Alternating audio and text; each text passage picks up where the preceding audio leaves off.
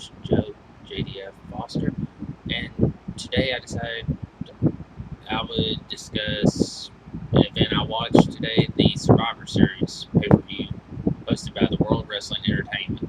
And I'm also going to discuss last night's pay-per-view, the NXT Wargames. Given these will probably be seen afterwards, so this was the November 23rd and November 24th World Wrestling Entertainment events in 2019. First, I'd like to start off with Wargames. As part of their pre-show, they had a match, Angel Garza versus Isaiah Swerve Scott. Unfortunately, I can't give my opinion on this one because I didn't realize they were going to have a match during that pre-show, and I didn't watch it. But this next event that occurred gave me an idea as when I found out about it during the opening of the actual Wargames. They discussed that Mia Yim, I'm sorry, I might have the character's name wrong, was injured by a mysterious attacker during the pre-show, which led to Dakota Kai taking her place in the women's Wargames match, which was the first in wrestling history to have occurred, according to WWE's history.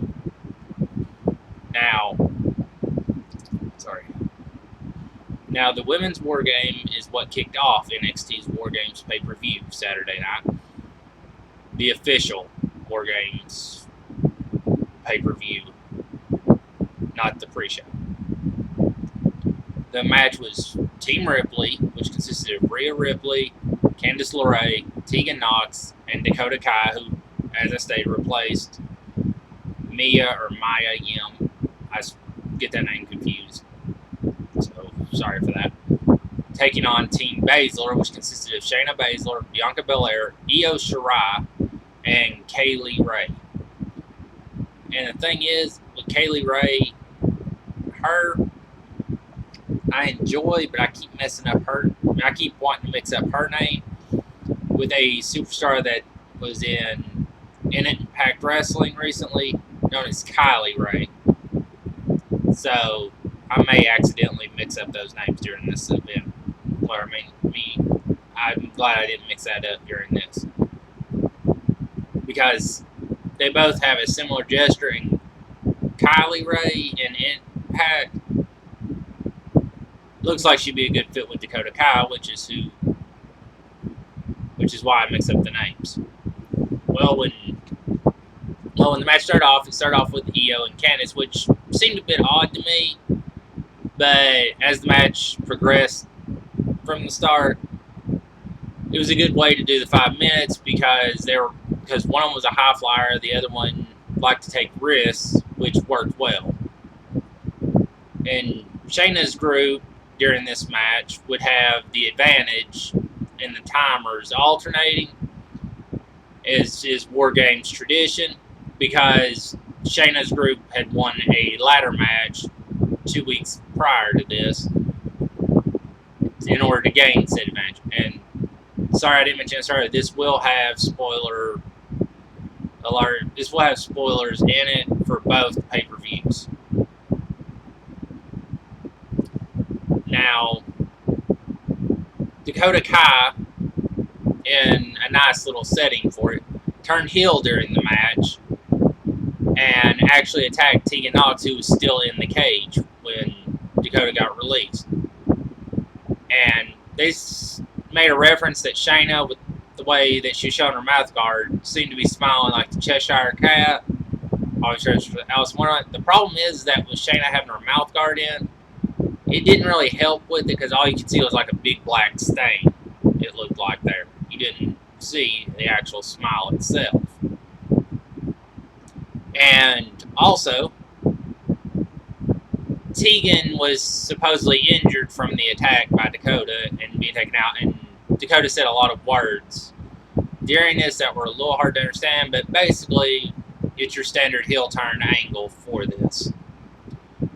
And it was also something else that occurred in this that I could well, something I can see being played into this is that the injury of Maya Yim and Tegan Knox both being found to have happened by Dakota Kai. In order to have that rivalry happen, I mean, for for Miss Yim's character to take on Dakota Kai as a thing, as well as throw Tegan Knox into it. And this could also, in the process of while they're doing this, help to build up Shayna Baszler and Rhea Ripley's rivalry that's currently happening. And another thing about this, that during the attack, they actually had her taken away.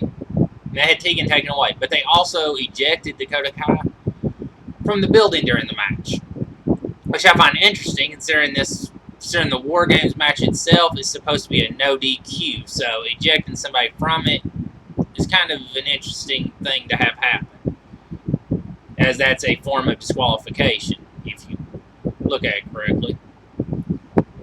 Also, during this match, Team Baszler had brought handcuffs into the match and had handcuffed Ripley at one point on one hand, but they never got the other one locked in, to hang her to the ropes or to the corner in some way. Well, during the match, when the actual War Games part begins after everybody got in, and it came down to a 4-on-2 match due to Tegan and Dakota not being able to compete in the match anymore. At one point, it got to the point where Rhea got locked into the Kirifuda clutch, broke out of it the first time, and the second time that Shayna locked it on, Rhea pulled her arm out before she could get fully locked in and actually used the handcuff to handcuff her to Rhea. And while it led to a surprise, Rhea ended up throwing a couple of knees and then threw the Riptide while slamming Shayna in the process of the move into a pair of chairs that had been set up, and then pinning her for the 3 count, allowing Candice LeRae and Rhea to win the match, which means the team of 2 beat the team of 4 in this.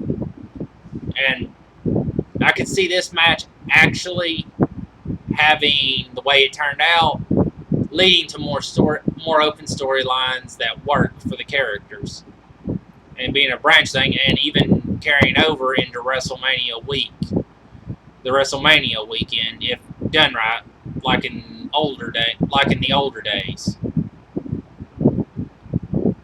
And since I thought about this, I decided to have some fun with it and do what some have recommended of doing match grades, like the video games do, where it's out of 5 stars. This match I actually gave 4 stars. I actually gave 4 stars to, because it was that enjoyable of a match. The next match that happened that night was the Pete Dunne, Damian Priest, and Killian Dane triple threat match, where the winner of it would take on Adam Cole at Survivor Series for the NXT title.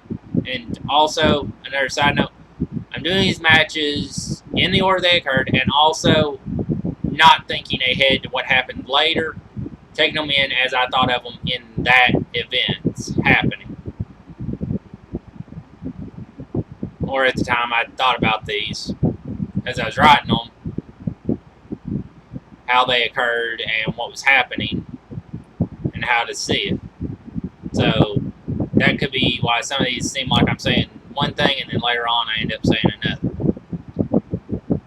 Now, the match ending was way too predictable for the Pete Dunne match, as based on logical observations, it could only have ended one of 2 ways, and neither one had Killian Dane winning because he didn't really have enough over.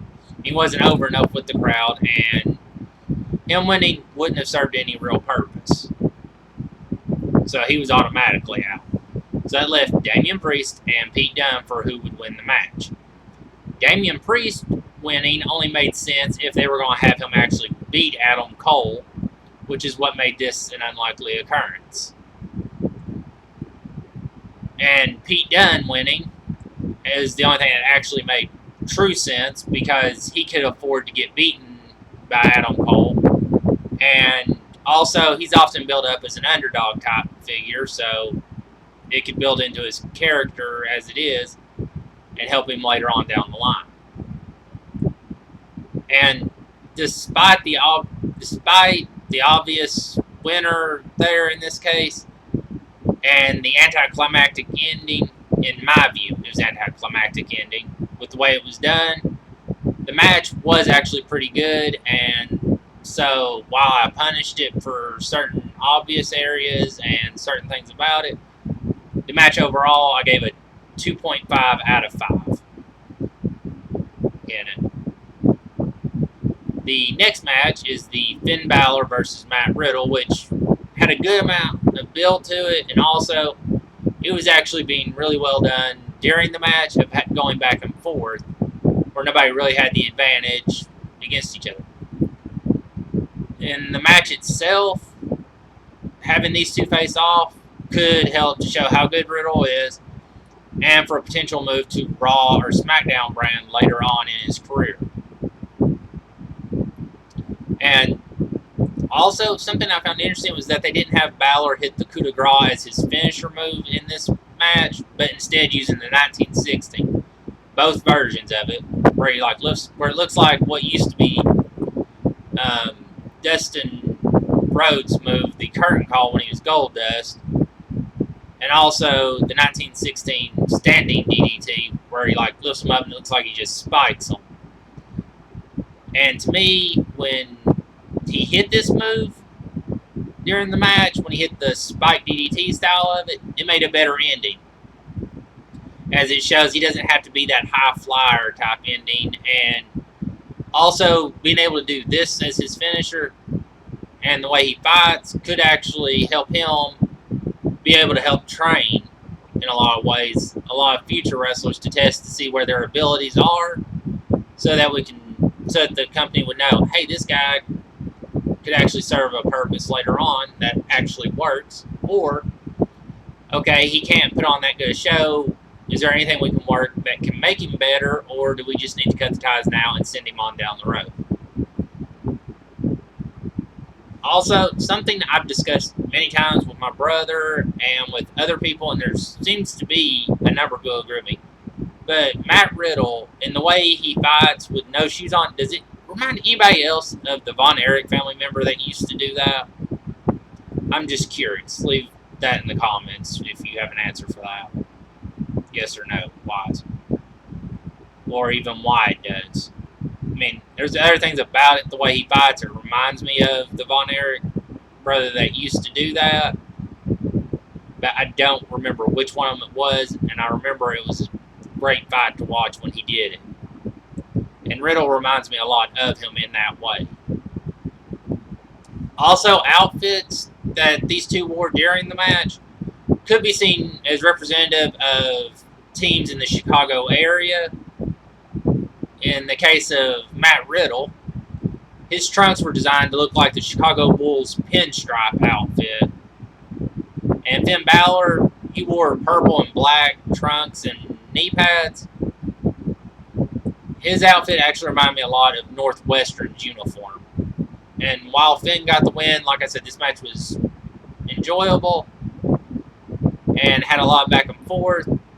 While I'd like to give it a really high thing, I can't, because to some extent, the way it was built, it seemed like it was building for Balor to win in the prior weeks, so I had to take off for that. So the match gets a 3.5 out of 5 instead of a 4. And the final one the final match that happened at NXT Wargames was Team Ciampa, which was Tommaso Ciampa, Keith Lee, Dominic Djokovic,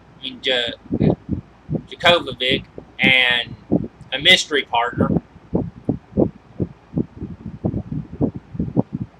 Sorry, I think I forgot something.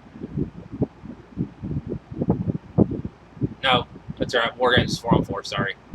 spacing out there for a minute. Taking on the Undisputed Era, which was Adam Cole, Bobby Fish, Kyle O'Reilly, and Roderick Strong, which is probably why they didn't have a tag team match that night, or the North American title on the line. Going into this event, I thought the mystery partner could be Velveteen Dream coming back, or somebody else that would have made sense for it. At one point, I even had the idea that they'd have a WCW former superstar come in just to feed back into the old days for it. Knowing that one was out, like I said, my highest expectation was to have Velveteen Dream come in for it. But I didn't realize that his injury that he had was actually real as well. So that killed that point of view. The match started off pretty good, though. The match started off pretty good, being a back and forth type deal. Though Team Ciampa had 2 in the cage instead of 3, because the mystery partner hadn't shown yet.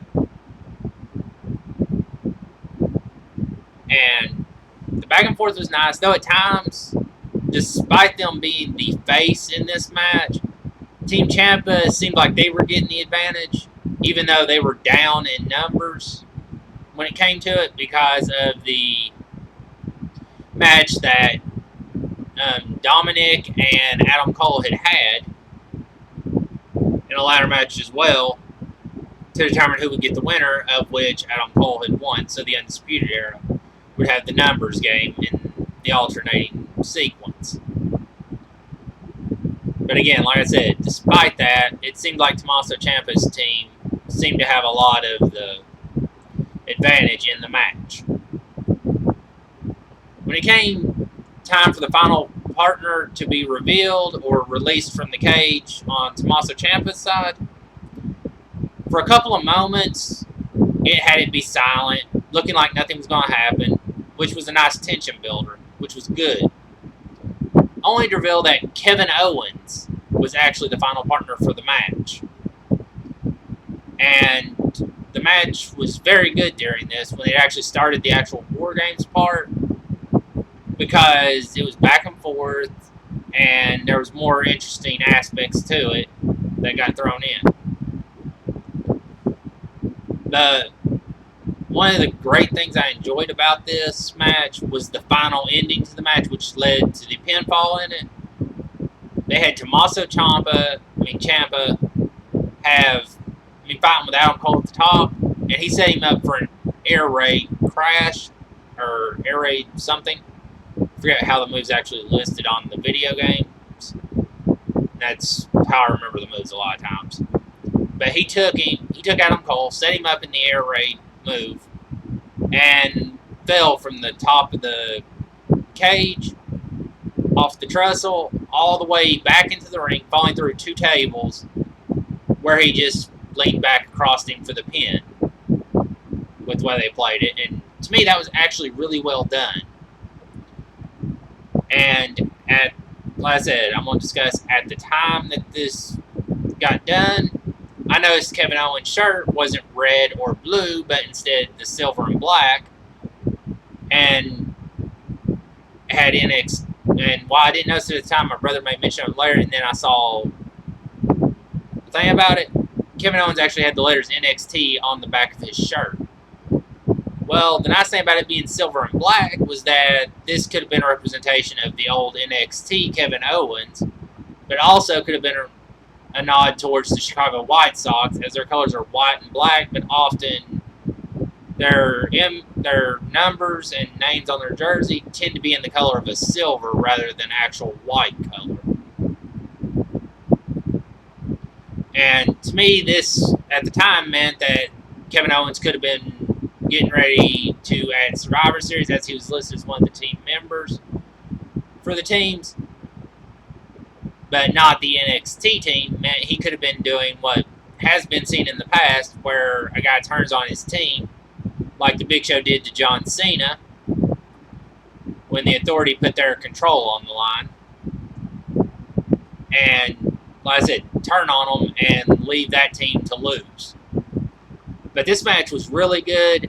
The only reason I didn't give it, okay, and I'm going to give it as a match grade the 4.5 stars out of 5.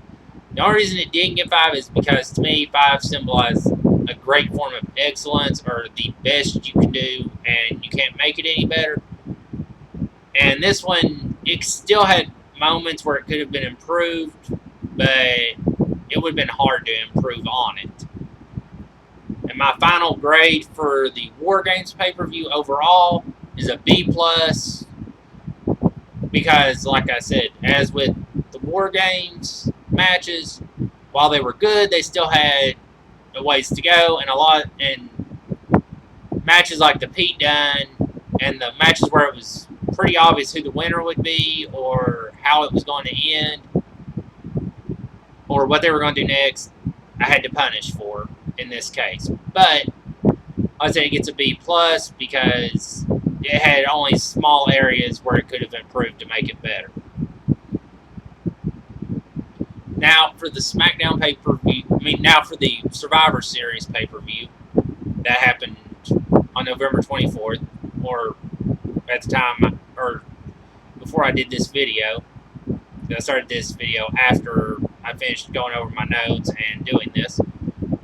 The first match they did was on the pre-show, and it was an inter-brand tag Royal Rumble, where you had 10 teams, 10 tag teams in. First, one member of the team goes over and their feet touches the floor. Both people from the team are eliminated. The Forgotten Sons and Lucha House Party were eliminated way too quickly in this match, which means they had to drag it out more for the rest of them. And Street Profits, the match came down basically between the Street Profits and Ziggler and Rude, which to me was still a good way of them wasting time, basically, during the pre-show, because while they could drag this out, neither team really has done anything great on their respective shows. And best moments to me during this match occurred when they had Otis trying to attempt his move, the Caterpillar, and he actually messed up during it and landed on his knee wrong. And when he stood up, Dolph Ziggler super kicking him. They got rid of, they threw him over. And then later on, when Anderson and Gallows decided they were going to fight against the Street Profits and Dolph and Rude, Dolph Ziggler and Robert Roode, well, Gallows got a little cocky. He turned around, walked into a super kick from Dolph Ziggler, which eliminated them from the match. Ziggler and Roode would go on to win the match, tossing Ford over the top, with Ford getting tossed over the top rope. After Ford hits the frog splash on Dolph Ziggler. SmackDown went up. By doing this, SmackDown went up 1-0 against NXT and Raw. This match, like I said, it had 2 good moments out of it. The rest of it seemed like it was rushed, while at the same time having to drag out because of certain things that happened during it. So I can only give it a 2-star out of 5. This match was just a bad idea in general for a mixed brand idea. Next up was the NXT Cruiserweight title, where they had Lio Rush taking on Kalisto, taking on Akira Tozawa, which again made a cross-brand match. Well, my idea on this was Kalisto was unlikely going to win this match anyways, due to the Lucha House Party being like the New Day, and their entertainment value is very high as a group, rather than as single competitors. And they're able to move merchandise nicely as well. Just like the New Day as well. And my brother actually called the winner of this match during the entrances, due to the other 2 competitors in the match. And the winner of this match ended up being Lio Rush, because there's actually really nothing special about this match. It had some minor moments where it was great, but nothing really big. So NXT ended up tying it up with this win. at 1-1, with Raw still not having a win yet in this event. The third match, and these all occurred on the pre-show, by the way. The third match was the Viking Raiders taking on the New Day and taking on Fish and O'Reilly of the Undisputed Era. New Day came out in their usual multicolored outfits, and Kofi's actually had Get Well, what he called the Get Well card, on his clothes, and they wore bands. Instead of wearing the Raw bands, they wore bands that had XW on them, as being a reminder of injured pro wrestler Xavier Woods, who, if you're into video games, I recommend watching his channel, Up, Up, Down, Down, because he does a lot of them, and they're actually very good. And the Undisputed Era came out in their traditional clothing of gold and black, and the Viking Raiders came out in a red and black, which I could see as representative of Raw. I mean, even their helmets they were wearing, and one of them actually had, it actually might have been both, but I know at least one of them had a helmet that was actually covering their face completely this time, rather than just the sides. And the helmets were red and black, were red as well, which, again, I think of red in Chicago, the Chicago Bulls and the Blackhawks come to mind, rather than anything else. But I figure this was probably more representative of them being on Team Raw. And the two teams,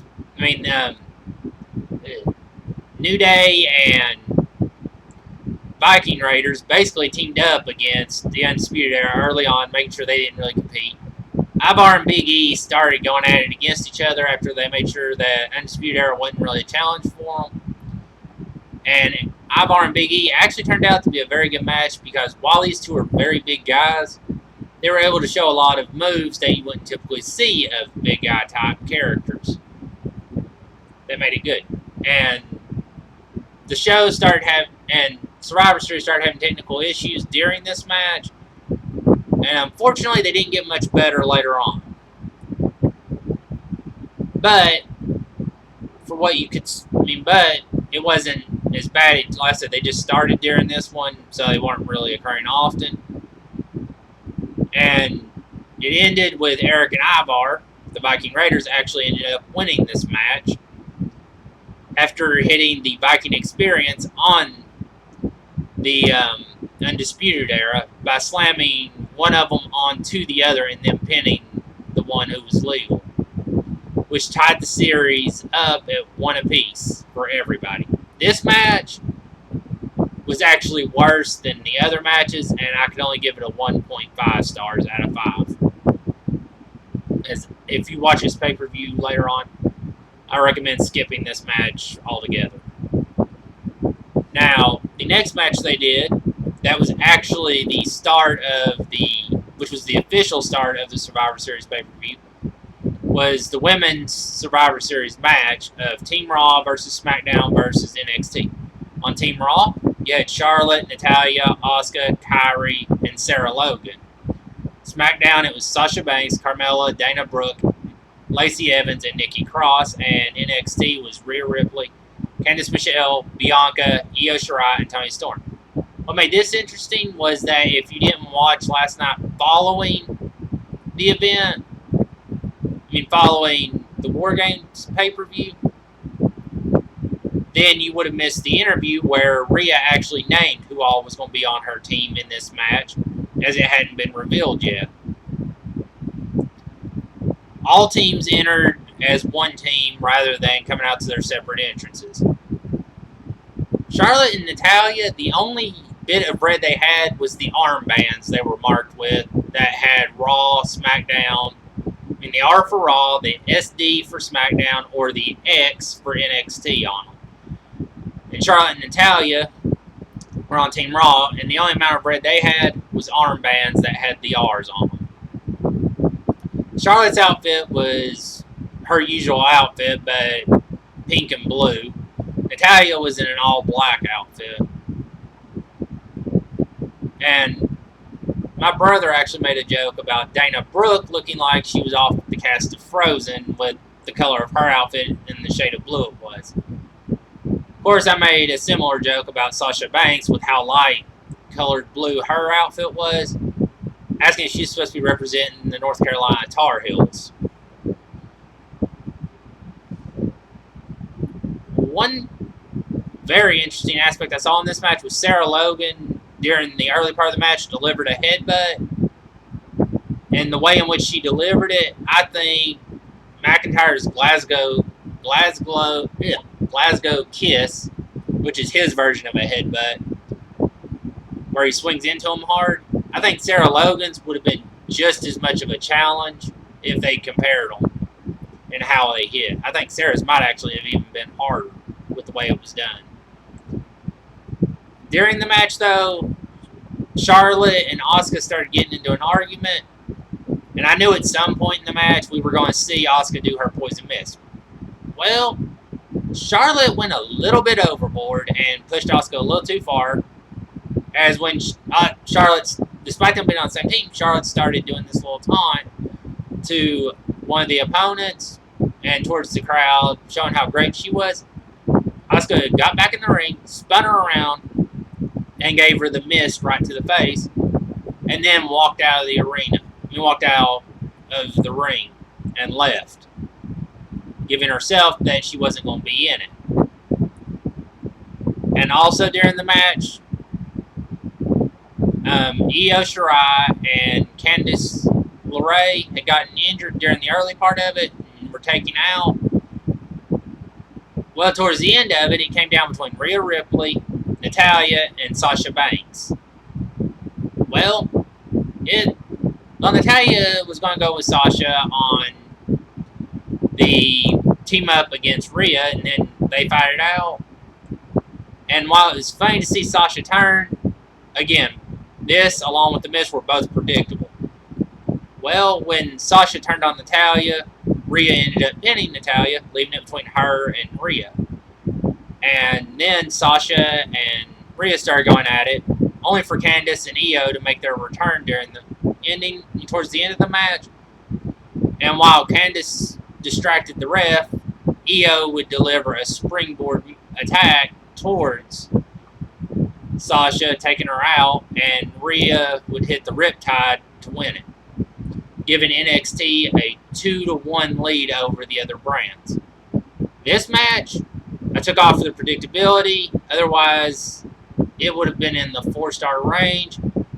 But due to, like I said, the predictability and having moments where it seemed like it dragged on, I gave it a 3.5 stars out of 5. Now, the next match they had was between the U.S. champion AJ Styles, Intercontinental champion Shinsuke Nakamura, and the North American champion Roderick Strong. The outfits were normal for all of them, only colored to match the brands.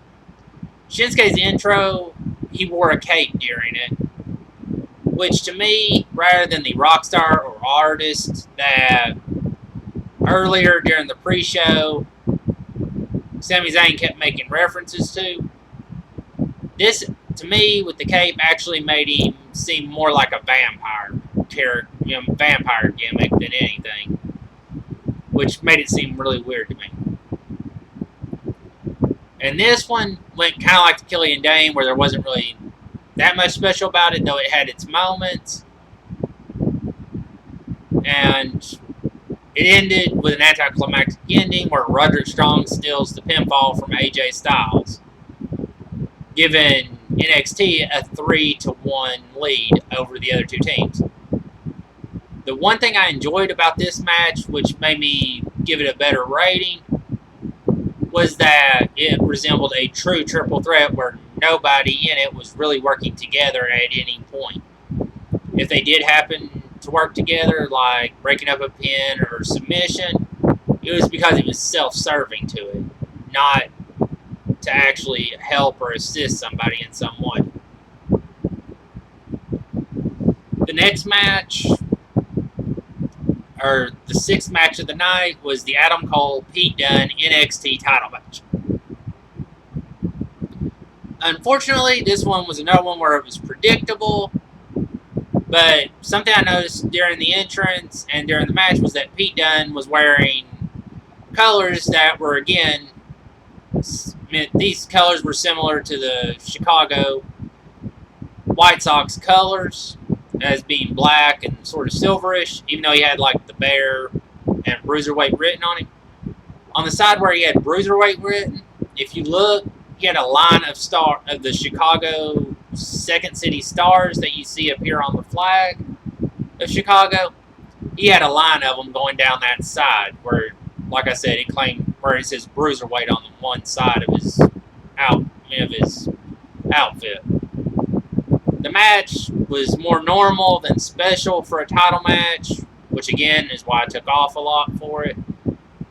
And another thing that helped me to reconsider its grade not being real low was the fact that during the match, something that was a highlight of it was that Adam Cole actually reversed the bittersweet, or whatever Pete Dunne calls his finisher, and turned it into a roll-in move.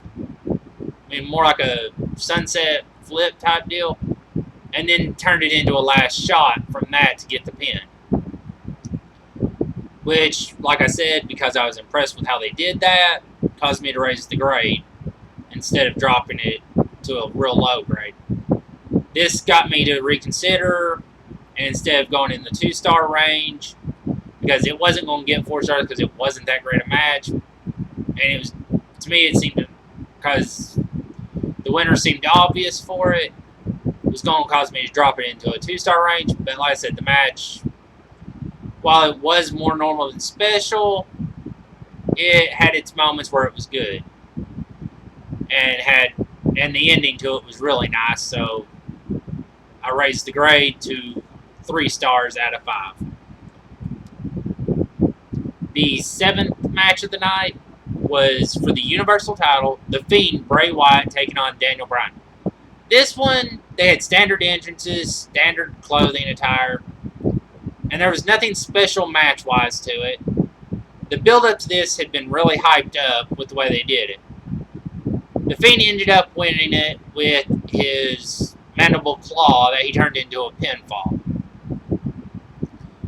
I said, due to the way this match went and how it was done, as there was nothing really special or anything that stood out for it, I gave it 2 stars, which part of me wants to believe I was being generous with, while another part believes that it honestly was worth the full 2 stars rather than dropping it into the 1 stars range. Again, it's 2 stars out of 5 for that match. Again, this is another one where if you watch the pay-per-view being done, later on, skip this match. It's not worth it, in my view. The 8th match of the night was the men's Survivor Series match where Team Raw, which consisted of Seth Rollins, Drew McIntyre, Randy Orton, Kevin Owens, would take on... Okay, sorry, I was counting to make sure because it seemed like a short one.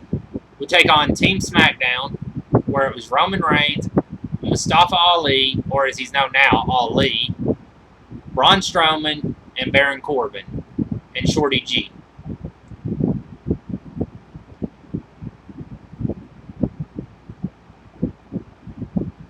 And NXT consisted of Damian Priest, Matt Riddle, Keith Lee, Tommaso Ciampa, and Walter. And I realize now I did forget one on Team Raw, though I don't know who it was at the moment. One of the things I found nice about this one is that Seth Rollins has had this flair for dressing up. And he seems to have a particular love for Chicago teams. But when he came out, he actually came out in his outfit with the name Rollins written across it. But it was designed to be like the Chicago Bulls outfits of the more modern times. And even had Michael Jordan's number 23 on it. Ali, who's known for being a cop in Chicago, according to his profile and everything about him. He's a former cop in Chicago. Well, he came out holding the Chicago flag. Ricochet, when he came out with an outfit that at first reminded me of Batwoman's outfit, where it's got the red marks on it instead. But at the same time, I started looking at it and realizing it. It reminded me a lot of Nightwing, or pretty much any Batman-style outfit. Then I noticed it during the match. He actually had the R design on his outfit to be like Robin's. So, to me, he was either trying to be Robin or Nightwing with the way he did his outfit. Only it was in red because he's on Team Raw. One part I found kind of funny during this match, and it might just been me hearing things, as it's been known to happen that I mishear what the crowd's chanting. But it sounded like the crowd was chanting what I'm going to refer to as BS during Drew McIntyre and Damian Priest's stare down during the match. And this actually brought a smile to both McIntyre and Priest. And another thing I enjoyed about this match is that Orton would deliver a back-to-back RKO during the match. And while he was already eliminated during the match, he delivered a back-to-back RKO, and it was nice. But then he got pinned, and after getting eliminated, Damian Priest started doing like this big cheer stunt, celebrating. And before Baron Corbin could do anything, Randy Orton came up, hit the RKO on him, and then left the ring, and Corbin pinned Priest to eliminate him. Also, something during this match that was expected, but it was which way it was going to go for who was going to do this, was there was another betrayal by the team itself. Corbin and Reigns, all the way up to this pay-per-view, had been feuding with each other and arguing over whose idea was better and how they should do things. And Corbin, because he is King Corbin from the King of the Ring, he won earlier this year, felt that everybody should do what he said. But during the match, he helped in costing Mustafa Ali his spot in the match by getting into an argument with him. Then when Ali got in the ring, he got pinned because he was distracted because of Corbin. Well, Roman and Corbin started going back and forth, and I knew at some point they were going to turn on each other. Well, when Tommaso Ciampa was in the ring during this match, and like I said, when I did the announcement earlier of who was in the NXT men's side, it was actually not until the pre-show today that they had Shawn Michaels reveal who was going to be on the team for NXT. But when Tommaso Ciampa was in the ring, Roman looked like he was going to go and hit. He was in the ring with Corbin and Ciampa. Well, he looked like he was going to turn and hit Ciampa really hard with a Superman punch, but instead he nailed Corbin and then turned around and speared Corbin. Then basically looked as if he was signaling for Ciampa to pin Corbin just to get him out of the way. And Reigns and Rollins, because it came down basically between Reigns, Rollins, Keith Lee, Reigns from SmackDown, Rollins from Raw, and then Keith Lee and Tommaso Ciampa from SmackDown, from NXT. Well, due to how things were going, these two, Rollins and Reigns, actually ended up going Shield type teamwork on them and trying to get rid of them. While this worked with Tommaso, not so well against Keith, as he was bigger and able to actually stand against them. And one problem during this match is that it's when it started getting really bad and the buffering just felt like it was almost constant during it. And I listed it in my notes as being unbelievable for how many times it had to stop to buffer for this match. Roman's win at the end of it was predictable due to how they set up between him and Lee. Towards the end, it became predictable that Roman was going to win. With Roman having won this match, it made it 3 for NXT, 2 for SmackDown, and 1 for Team Raw. This match I actually gave 3.5 stars. And it's mainly because some of it seemed to drag on or didn't really live up to the expectations that I had for it, so I dropped it. Like I said, and I wasn't going to give it, I'm not going to give something 5 stars if it's not something that I believe can't be improved on. If it can be improved on, it doesn't get the stars. It doesn't get all 5 stars. And the better it is, the better the grade I'll give it. But that's 3.5 stars for the men's Survivor Series match out of 5 stars. The next match was Mysterio and Lesnar, and it had become a no-holds-barred match for the WWE Championship. What made this one interesting? To me, one of the things that I found odd about this one, not interesting, odd, is that they listed it as a no-holds-barred, no DQ match. Well, as far as I can remember, no-holds-barred always meant no DQ, so it seemed kind of redundant when they showed the graphic for it. When Mysterio came out, Mysterio also has a thing for being themed at events, such as WrestleMania. Well, this one looked like he was bringing back an old one, but I believe he was actually taking on the current version of it. And when he came out, he was dressed like the Joker for his mask. And I'm thinking he was taking on the current version of the Joker's look from the latest movie because of how the nose was done and how the rest of the face was done as well.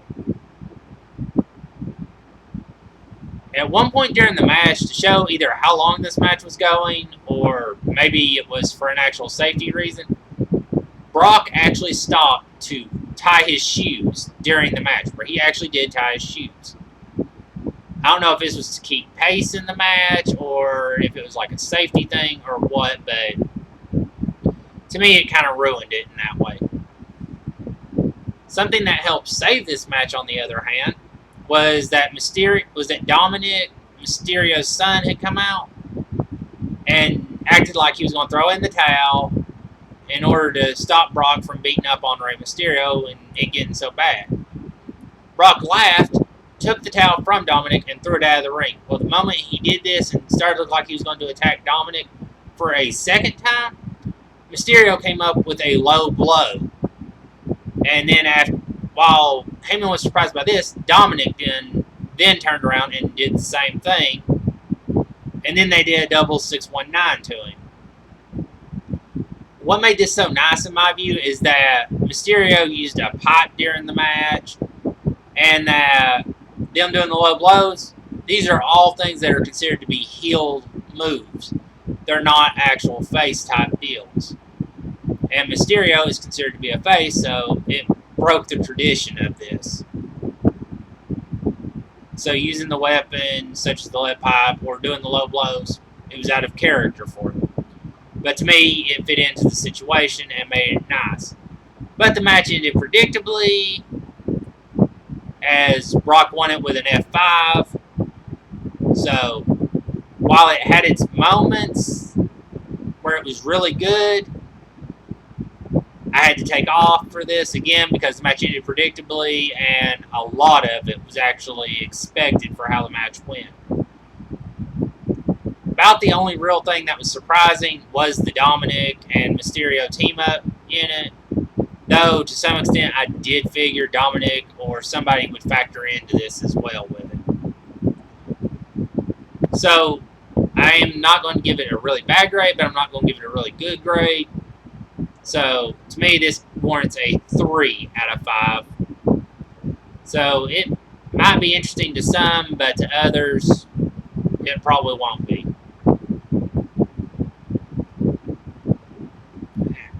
Okay, now for the final match of the night. The Raw, SmackDown, and NXT Women's Champions facing off. For Raw, it was Becky Lynch, Bayley from SmackDown, and Shayna Baszler from NXT. Bayley, when she came out, had this garment on her head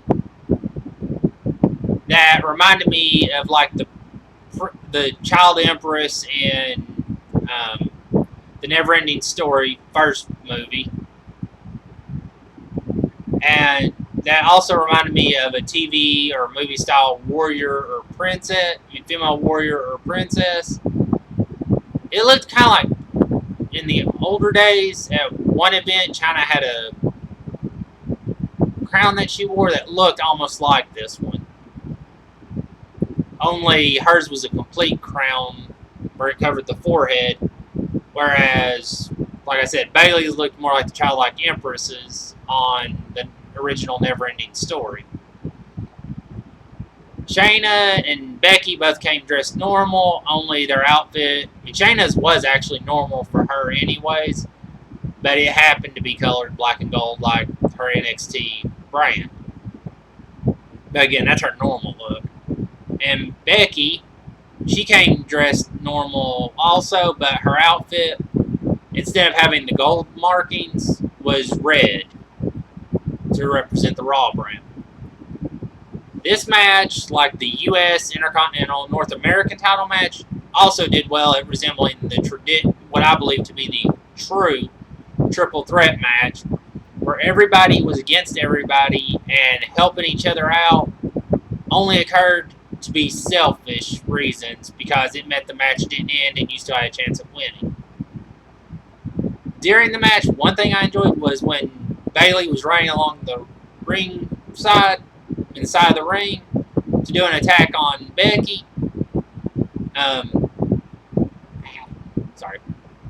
Shayna would grab her out of nowhere and lock her in the Kirifuda clutch on the ropes, but then started to climb the ropes and climb the turnbuckles to hold her in the clutch above the air, and Becky would break it up, and then Shayna would turn and lock Becky in the Kirifuda clutch, but Becky would reverse it into the disarmer, and then they go back and forth reversing each other, basically.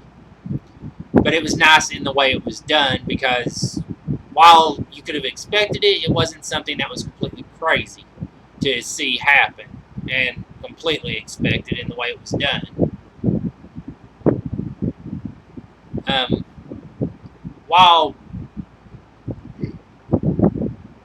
what would help Shayna to win this match was that Bayley would go to do an elbow drop off the top rope. Shayna would roll out of the way as Bayley hit the ground. Shayna would lock in the Kirifuda clutch and hold her in it until she tapped. The only reason Becky didn't break this up during the match with the way it was being played is that before the elbow drop and all that happened, Becky had been slammed onto one of the announce tables and was laying on the side next to the announcers. After Baszler won, she started celebrating, went over to the announce table, started to celebrate, and Lynch would attack her and beat her up really badly, and even leg drop her through the table. So even though Shayna won the match, this to me worked well with the Becky Lynch man angle of her gimmick. But still, NXT won. The overall record for the night was 4 wins for NXT, 2 for SmackDown, 1 for Raw.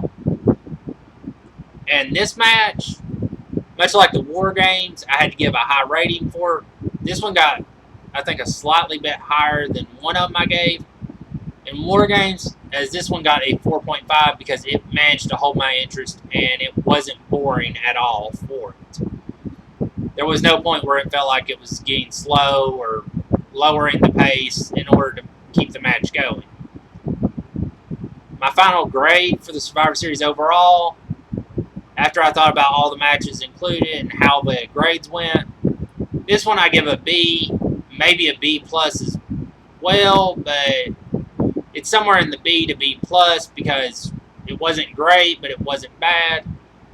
There's a good amount they could still work on. So actually, for what they did with it, I'm going to change my original final grade of a B and go with what's coming to mind, which is that Survivor Series overall gets a B plus for its grade. Same as the NXT Takeover Wargames pay-per-view. They both get a B plus. They're both good.